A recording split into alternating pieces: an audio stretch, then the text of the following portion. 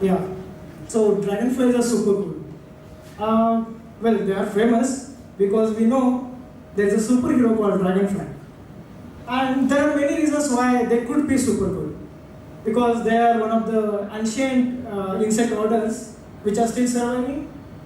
They are semi-aquatic in nature. They come in all sorts of shapes, sizes, and colors. They look beautiful. They have this beautiful mating wheel position, which looks like a heart and could make a very good Valentine gift again. So you must be wondering how to identify dragonflies from damselfly. So it's pretty straightforward. Dragonflies sit with their wings open, and damselflies they sit with their wings closed. Dragonflies are heavily built, and damselflies are slender bodied. Dragonflies have these eyes which are confluent, touching each other, and in damselflies you can see the eyes are separated. So the taxonomy is not really complicated, and a lot can be done with just looking at the posture, size, shape, colors, and flying pattern of these species. So even if you have a good photographic field guide, you can be a good coordinator. So let's start identifying some of the species. So is it a dragonfly or a damselfly? Dragonfly, right? It's one of the commonest species, crimson marsh glider. The name itself explains the color, and that it's a glider. It's a Labyrinidae family member. So all the Labyrinidae family members are called gliders. You can see the male is brightly colored and female is dull colored. So in general, in dragonflies and damselflies, males are brightly colored and females are dark colored. There is a sexual dimorphism, but not in all the species. You can see that the wings in the male are tinted at the base, and the wing venation is crimson colored. You can see these lines over here. This is called wing venation. This is also used for the taxonomic identification. It's a key for classifying all these Odonata. Whereas female has this yellowish abdomen with lateral black stripes across the abdomen. And also the eye coloration of females and males, they differ. So you see there is a lot of color component in identification of dragonfly. So that's why it's easy, because we can see color. Is it a dragonfly? Damselfly, right? So Senegal golden dartlet, it's one of the widespread species and also much studied species. You see that there are different morphs of females. You see there is a normal female, that is a common morph that you see, and then there is heterochromatic brownish red morph of females, and then there is something called andromorph, which resembles the male coloration. So this is actually a strategy of a female to avoid frequent population attempts by males, when in a population there are many more males than females. So this is an interesting phenomenon, we can talk about it later on.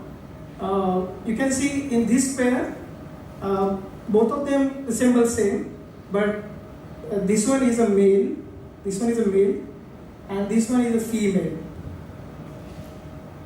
Deep jewel, dragonfly, right? It's another common species, and the scientific name says Brachythemis contaminata. This is a pollution tolerant species. You can see them in polluted waters of Bangalore. Males have this distinct tint on the middle of the wings, and also this reddish orange colored wing spots. Females have these golden colored wing spots. Both these species you can find in polluted water. Another interesting species is wandering glider or globe wanderer. As the name suggests, it has a wide range. It wanders across the globe.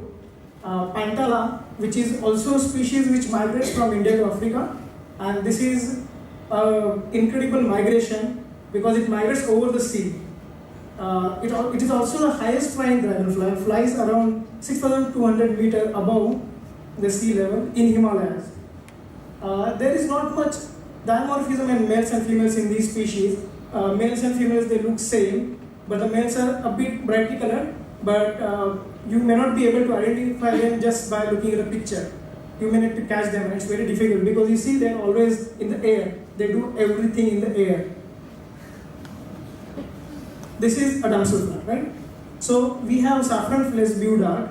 The face, the mouth parts of this species is saffron color, and it's a beautiful azure blue colored damselfly with black stripes. I have put in a picture of a male, and the female is not very visible, but you see the female is laying eggs underwater, and male is holding the female at the prothorax. So this behavior is called mate guarding. We can also talk about this later on. A very beautiful and big dragonfly called blue darner or magnificent emperor, a family Ashneri. This species, males are blue colored and females are greenish colored. You see a female laying eggs underwater over here. These species are really difficult to photograph because they are fast flying, as you can see in this picture. So Saurabh has got this really incredible picture. The male is very fast flying, and it's really difficult to take the pictures of this species. Another common dragonfly that you can find in Bangalore, that's called common clubtail, and appropriately named as Asian tiger because it has this distinct black and yellow stripe pattern.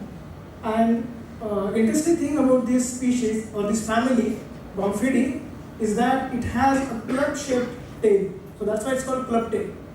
And there is a male and a female. The female has in the males, the tail is pretty sharp. You can see the anal appendages, which are over here, this one, which are pretty sharp. These, the males used to hold the females at the prothorax, and the females, they don't have much developed anal appendages. So that's also one of the differences by which you can identify males and females. Dragonfly, damselfly, what is it?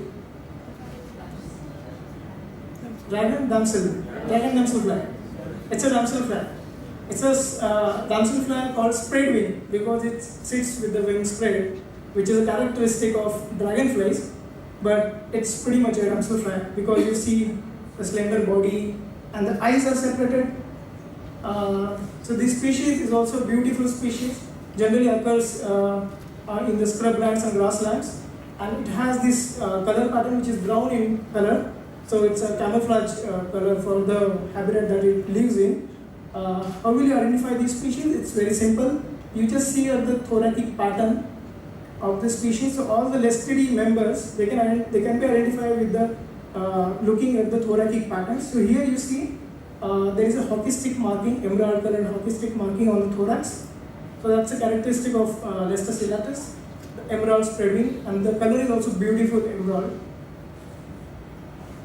So that's pretty much about it. You learn all these 10 species that I showed you. It's pretty simple and pretty straightforward. You can identify dragonflies with the use of online resources. So there are some fantastic books available. There's a book by Subramaniam and there's a book by Nayak. Both these are photographic e-books, and they can be downloaded and it can be used. We have a Dragonflies of India group on India Biodiversity portal, where we have more than 2,500 observations now and more than 500 users. We also have a Dragonfly India group on Facebook, where we have more than 5,000 members. We conduct these meets. You see the picture here. That's from last meet that happened in Tattekar. Previous to that, a meet happened in Nagpur.